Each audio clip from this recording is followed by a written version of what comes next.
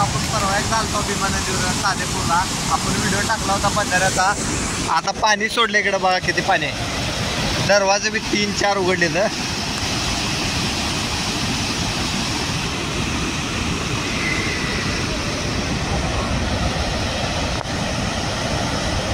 इकडे पिलो ए पिलोड ये इकडे.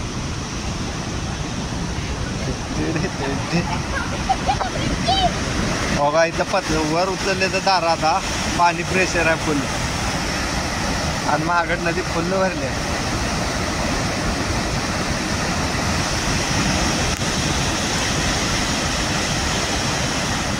इकडे पिले या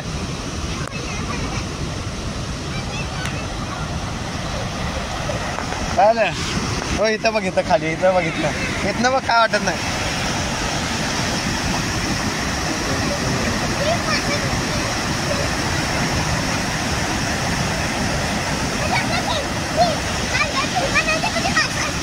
हां हां हां असतील. हा बघ इथं कसं पाणी उकळ्या मारतं. हो